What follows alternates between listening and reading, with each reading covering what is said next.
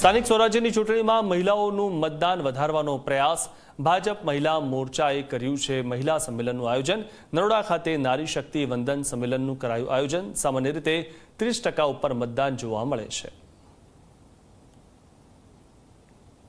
एक मत पण उम्मीदवारने जीत अपावी शके छे। आ ज आशयथी दरेक पार्टी मतदारोने आकर्षवा माटे लागी छे, ज्यां विविध वायदाओ करवामां आवे छे, साथे मतदान केटलुं जरूरी छे ए पण समज आपवामां आवे छे। त्यारे भाजप द्वारा ए महिलाओ द्वारा ए विशेष प्रयास ए महिला संमेलन करीने ए महिलाओनुं मतदान वधे ते प्रकारनो प्रयास करवा माटे आ संमेलननुं आयोजन करवामां आव्युं छे। नरोडा खातेनुं आ संमेलन के ज्यां मोटी संख्यामां ए महिला कार्यकरो अहींया जोडाई, स्थानिक लोको जोडाया अने त्यां ए महिलाओने मतदान अंगेनी समझ आपवामां आवी।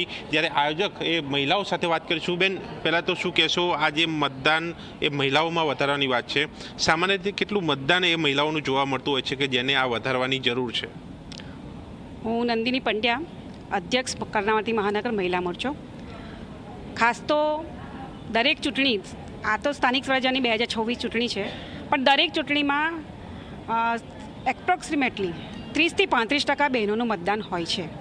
અને આજે અમે મહિલા જાગૃતિ માટે એકત્રિત મહિલા સંમેલન કર્યું છે કે બહેનો વધુ જાગૃત થાય, કારણ કે 50% મતદારો બહેનો છે, તો બહેનોનું 100% મતદાન થાય, બહેનો લીડ લે અને મતદાન કરાવે અને કરે, એ અંતર્ગત આજે જાગૃતિ કાર્યક્રમ અંતર્ગત આપણે મહિલા સંમેલન યોજ્યું છે। અને બહેનોનું વધુમાં વધુ વોટિંગ કરે, વધુમાં વધુ, કારણ કે 50 સ્થાનિક સ્વરાજ્યની ચૂંટણીમાં 50% બહેનો પણ ઉમેદવારો છે।